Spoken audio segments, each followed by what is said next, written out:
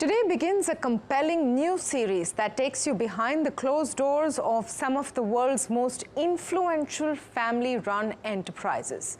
Welcome to Building Legacy, a series that goes beyond the boardrooms and balance sheets to uncover the personal dynamics, generational shifts, and business strategies that shape these legacy-driven organizations. In our premiere episode, we explore a powerful yet often underappreciated force in the Indian economy, family businesses, from creating jobs to driving innovation and anchoring entire communities. These enterprises are the backbone of many nations.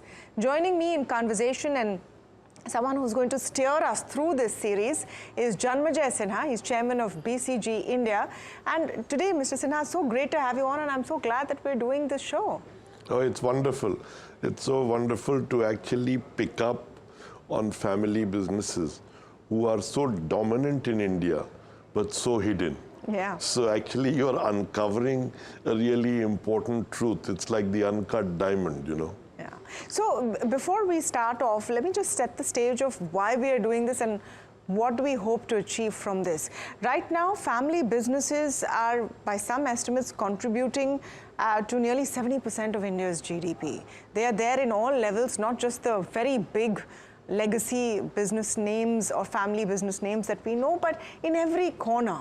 And this is hopefully a guide for them. This is also unpacking the dynamics of family businesses. So let me start with the core of why family businesses are, first of all, so underappreciated, sometimes seen as an archaic way of doing business, but yet are so important. So if you really look at it, family businesses are not just important in India. If you look across the world, in Europe, family businesses are dominant. In Germany, you know, we all talk about the Mittelstand. In Asia, you talk about the chaebols, the earlier in Japan, the kairitsus, then in India, the family businesses, in Indonesia, in Thailand, in Philippines. So they are all over the world. Why have they not actually captured the attention in India in the same way? Because we were so poor when we were coming out of our poverty, everyone wanted to hide their wealth. So you didn't want to be so public about the fact that you were actually generating. But if you really look at it, about 320 out of our top 500 companies are family owned. Yeah. Yeah. So this is the thing. Family businesses, and if you speak to companies that are family owned, they will be very quick to say that yes, we are family owned, but we are professionally run. Is there a clear distinction between the two? See, the term professionalization has often been misconstrued to say that the family will exit from the business and professionals will run it. Actually speaking, if the family runs the business in a professional manner, they are a professionally run company. And if the family is a conglomerate, then all the companies' CEOs are professionals. There are not so many family members. There's some families are large, but most of them are not. So you will have a couple of family members, you know, steering this group, but the companies would be run by CEOs. So in any case, you have, you know, individuals coming in into running those businesses. But the entrepreneurial spirit, you know, who took the risk? Who bet the capital? That's an important question. Not who is managing it, but who actually risked it. And those were normally family businesses. You know, some superman entrepreneur at some point started the business and grew it against the odds. Okay, and then they actually started to grow, and then the next generation, and then you went on, and then there have been many changes. Because if I was to just give you a quick glance of the world, the US, UK, Australia, and New Zealand have not really had this culture of family businesses. Yes, you have the Waltons, you know, and then you have the Pritzers, and you have the Koch brothers, etc. But most of them have not really built a culture of family businesses. In Europe, families have tried to stay together. In Asia, they have created conglomerates so that different children could get different businesses to run, so that they try and minimize conflict that way. No, so interesting that you talk about Asia and India specifically. How closely aligned family businesses are with culture. It is almost as if driving force behind those family businesses, the principles also is part of the Indian culture, you know. I mean, don't want to be corny in the hum saath hai kind of a scene, but that's very much part of it, right? You work together, you grow together, you build together, and that, which is why willy-nilly by default, the family and then extended family become involved in the business. So, you know, you go back in time when the guilds were there, etc. Those were all families, you know, and then the caste professions also kept them, you know, in a sense together. But the kirana store is a family business, you know. Yeah. And a lot of people are not getting paid. Why have the large retailers had a problem? Because they have to compete with a family where only, you know, individuals are not being paid that way. You know, I mean, it's a family enterprise. And then it keeps going up. See, the families initially always started with a superman entrepreneur. And I'm not being politically incorrect, all of them were men. Yeah. You know? So these were superman entrepreneurs who went against the odds. Everyone told them, don't do this, get a real job, etc.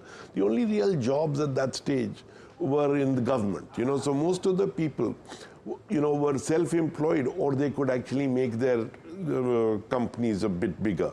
And that's how it started. And then they couldn't employ very talented people who would join some, so the family members would support them, and one or two people would join them, and then those who stayed could grow with that business. Then as they got bigger, they started to get more talented people paying them more. But that's in a sense the history. And that's the natural progression. You know, I just want to, so we'll talk about it in two parts. We'll talk about the modern functioning of a family business and then the historical impact. You've talked about it to some extent.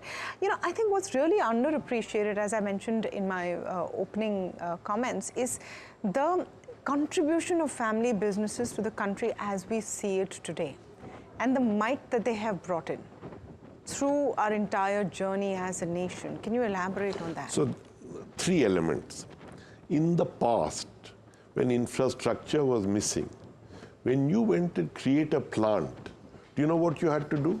You had to create a township. Yeah. You had to build a school, you had to build a hospital, you had to build the apartments, because nothing existed. So you know, it's only in India that the whole township would come up around a plant, a cement plant, a steel plant. Jamshedpur grew up around, you know, Tata Steel, right? I mean, in that sense. Yes, yes. So that was the early part. Then if you come to a later part like now, what have they done? You know, during COVID, they did not sack people. You know, they employ people. They have actually built these enterprises. They invest the most back in their enterprises. You know, I mean, I'll at some point differentiate between family businesses. There are the industrialists and the non-industrialists, so to speak. Yeah. But the industrialists were interested in building, all their wealth is in their industry. So they keep reinvesting. It's not like a company professional who gets the money and invests in the stock market. These people invest in their business. Their greatest returns come from the growth of their business. So they are really committed to it.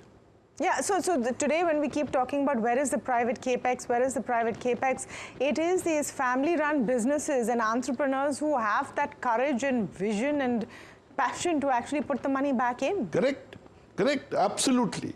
And they have actually grown faster. They have had more profitability. They have been softer with their employees, and they have a longer time horizon. Because they think generationally, you know, what do I leave for my next generation? How do I build the business? How do I ensure that it can stay agile, that it can survive? Then, you know, I always say, 80% of the family businesses are industrialists, 20% are thieves, so let's forget about them. Then if you take the others of the industrialists, there are those who are energetic with enterprise, some are getting tired. That's, in the sense, the division, of what happens, and how you look at it. But unfortunately, those who have high market share in NPAs capture a lot of the attention. And, so to speak, sully this whole group, which are engines of growth for the country. I think where the sullying comes, or where the question comes on family business, is the example of the superman entrepreneur then coming and saying that I am different. In the world of the startup as well, I will hire professionals, I will have co-founders, I will have people who are like-minded, and my progeny does not get the first bid at taking this forward just because of shared genetics. Tamanna, to be honest with you, you might find a little more of that with the startups, but with family businesses, originally, just go back a little bit. When there were no jobs, when you created a business, you created the business to create some wealth, and to give your family employment. So actually, the first question you should ask a family business is this to give jobs to your family? Is this to create wealth? Or is this to create an iconic company that is the best in the world? And at what stage, this is not as if it's stuck like that for life, at what stage do you shift from one to the other? Where did you start to provide jobs for the family, and then after that, you wanted to create an iconic company? Just think about it. If you are a listed company, you have to follow SEBI, Competition Commission, all the rules are laid out, a board of directors, what should its composition be, an audit committee, what will your accounts look like, how can you do an acquisition. But what rules are there to manage the family? Every family has its own rules. This is the biggest challenge for family businesses, how to manage themselves. What is fair? What is equitable? Because on one side there is family, unconditional love. On the other side there is a business, return on capital employed. And how do you bridge these two? How do you create the structure within which the family can show love and affection, but also allow this business enterprise to thrive? What are some of the challenges that happen? That's the complexity of a family business. One of the most iconic Indian leaders who told me that I will tell you this, but you can't quote me on this. So I get confused. He had once told me, running a business is easy. Running a family, any family, is hard. Running a family business is the hardest thing of all. Because of this complexity, where you have siblings, you have nephews, uncles, aunts, the whole complexity. And how do you actually allow that entrepreneurial energy to seep through and yet keep love and affection and fairness and equity running through? Yeah, and also how to make that choice. You talked about the 3 stages of business. When you are at a growth stage, and one is, of course, you're carrying on and livelihood is on and you're providing jobs for everyone, and it's business as usual. It's enough to let you go by. But if you have a combination of ability and circumstance and you really blow up and you get bigger, then what do you do? So, in fact, you are touching on the issue that many superman entrepreneurs struggle with and find the hardest to do. When they start, what do they have? Either if they are alone, if they are 40 years old, their kids are not old enough to actually join the business. So they have a group, maybe a brother or a nephew or somebody, they start the business. Then there are initially some people who join them, who take a bet on them. Because they are not big, they are, it's a small, and then they grow. And then they reach a certain stage when the kind of talent that the business needs is not within all the people there.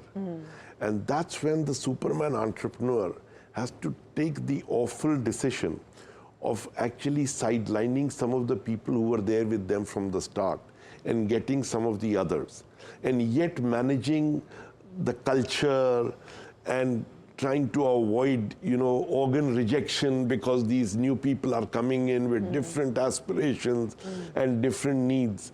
And the old who have been loyal and who have been there, how do you keep that running? Those are some of the biggest challenges that family businesses face. Then the question is that how do you navigate those challenges? Let's come to modern day family businesses and those who want to grow. And across the spectrum, you talked about kirana stores. They could be mid-sized businesses, someone sitting with a great idea and seeing it beginning to expand. Now you need more hands in.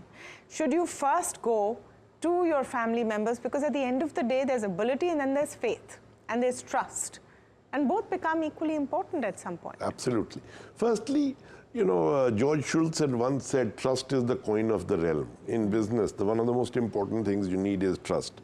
So family members provide trust, which is a big deal, and so you can deal with lesser ability, but with not having fear that somebody is going to run off with all your money, right? I mean, it's one of those things. See, what happens? Most companies, people debate business issues. So do family businesses. In family businesses, there are two other constraints that come in. One is the hard issues around wealth. Because all your wealth of the family is in the business. Yeah. If there were 3 houses and there were 3 kids, each kid feels that they'll get 1 house. When there is one company and there are 3 kids, it becomes more complicated. And most families spend a lot of time trying to deal with the hard issues around wealth and succession and who gets what. And they have methods of dealing with business issues. They have not really understood the emotional issues, because from the top, the view is different than the one from the bottom. The parent or the patriarch feels all the kids are happy. The kids are the one who experience the unfairness and the fact that they are not that happy, that it's not fair, that they are not getting the right exposure. And some of them rightly and some of them wrongly. They can't be objective about their own competence. So how do you tell one child that you are incompetent and the other child that you are competent? Yeah, and then you stay in the same house and you don't have them sulking for the rest of their lives. I mean, it's a big issue. No, I think a challenge also is for the original entrepreneur to assess competence and ability. Yeah, but they don't always do a good job. You see, firstly, once you have a superman entrepreneur, they tend to take a lot of the decisions themselves. And up to a certain level, that's great. It gives the business agility, the ability to react, and this great resilience that this person has keeps it running. So up to $1 billion or $2 billion of revenues, it's fine. You can take the key decisions, because these guys work 24/7. They're always working. So it's okay. It's at that level where they start getting constrained. And then they have to work these things out. And they trust themselves most of all. And there is a good reason for that. Because when they were building the business, everyone told them don't build the business. Yeah. And they had to trust themselves. Their instincts have worked for them. Yeah. And so whenever in doubt, they go back to their instinct. No, this is how I do it, and I have the courage. And then they have that, and then they have a group of people working with them who are order takers originally, and they work and they are close and they are loyal, and he looks after them, and so they are all connected. It's later that these issues become real, right? And then how do you navigate?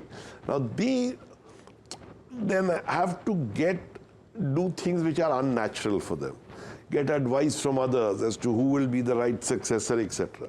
But they know all, so there is a problem. But if they are decisive and they actually say, okay, so-and-so will succeed me, etc., at least it curbs uncertainty. Have you, obviously you've had so much experience in this space. What has been one of the most difficult negotiations or conversations for you on the question of successor? See, the first question is, I don't know any patriarch who really wants to retire. Very few. So this question of, retirement becomes about mortality, and it's very hard for anyone to raise it. How do you ask your dad? Everyone says, oh, you must take rest now. These guys don't want rest. They hate the thought of rest, Rest is death for them, Retirement is death for them. So how do they let go? There are some patriarchs who do, but, the best way to think about it is for them to find a bigger, look at Bill Gates. I mean, not that they are a family business, but Bill Gates has found a bigger, he doesn't want to be remembered for Microsoft. He wants to be remembered for what he does in solving. The world, world issues. So some of them want to elevate like that, others don't. And so then you have to find things for them to do or create enough autonomy in the number of businesses that are being run by the next generation. And how do they then actually come into being? Or you can create some norms and rules that you have to retire at this age. And they have to impose it on themselves. At 65 we'll retire, at 70 we'll retire. And then they have to follow by example that we actually retire. And then they need to know what they're going to do then. Because no one really believes they are retired. Apple to apple, a family business and a business where the original entrepreneur or superman entrepreneur, as you've been calling it, doesn't choose to involve family but goes completely professional from day one. Because in modern day, those options now exist. Absolutely. But they should discuss with the family. There are 3 models where the CEO, the owner and the manager are family member. Or the family could sit on the board. Now you look at Pidilite, the family, or Asian Paints. The family sits on the board, but others run it. You can have other companies, many of them, where the family is both owning and running it. And then there are those places where the family is actually exited. And their holding in that company is wealth. And they are investing in other places too. So those are choices. And who should make them? The family.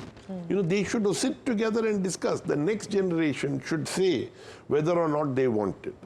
And then there is the other issue. What if some of the next generation want it and the others don't? How do you work out equitable situations? What does the patriarch want to do? Does the patriarch believe that the next generation is capable? There was a comment recently which raised the question about what the next generation is doing. And it was a bit of a lament as well, saying that the next generation is only interested in running family offices, not working hard and growing the business. That could be a situation many people are facing. There are so many people that everyone is facing a different situation. There are some who are facing that situation. There are somewhere in the next generation, they're getting frustrated by the patriarch who are conservative and who don't want to take any risk and who are tired and who just want to preserve wealth. Because you think about it, there is creation of wealth, there is preservation of wealth, and there is destruction of wealth. And all of the underlying this is what? Risk-taking. Now, who is willing to take how much risk and how much capability do they have to manage that risk? And the other family members have to align on this. That I need to, supposing we are in the same family, you're my daughter, you want to take a risk. Now, I have to say, how much money can she blow up? And we don't destroy all the wealth, So those are some of the tensions which are there. And these are reasonable problems. Reasonable people can reasonably arrive at some of these problems. Is it important to have external guidance to solve some of these issues? Look, I think it depends on the nature of the people. How open, how do they think?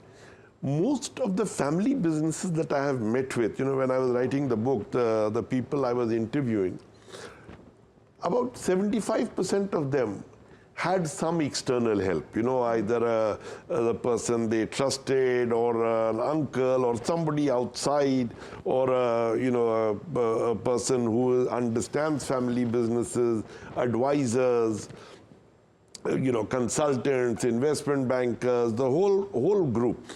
But they can only pick people they trust. Which model do you think has the most chances of success, or does it depend as per sector? A family-run business or a complete collection of, say, professionals helmed by one founder?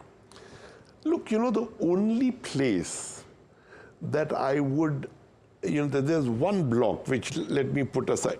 There is a block on technology, which I don't know, the AI, etc., whether you need the top specialist in that area, and the family may not have it. Yeah. But other than that, whether it's a family-owned business or run by professionals, I have found that family businesses are more agile, they take decisions faster, and they have the ability to take on risk. A private listed company or an MNC, they have too many processes. They become bureaucratic. Sometimes I joke, the difference between an MNC and a public sector is the quality of the suits. Because they are both have to go through all those processes. All those processes as well. This has been fascinating. We're going to have to wrap up episode 1 here, but stay tuned because this promises to be a completely different kind of a series where we look at a subject which is all around us, is thriving, but no one has really talked about in such details. Thank you so much, Janmejaya Sinha. Thank you, Tamanna.